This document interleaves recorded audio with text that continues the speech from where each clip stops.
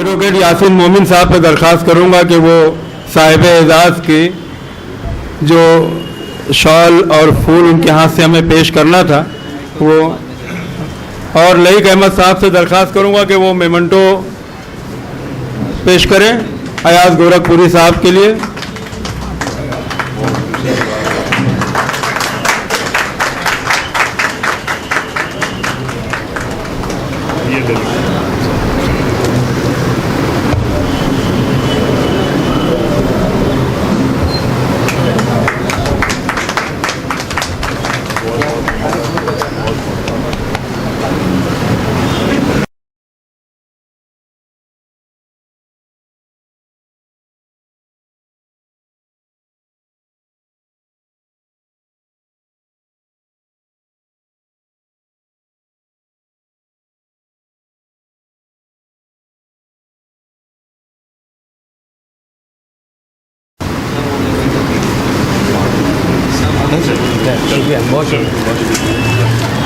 हजरात,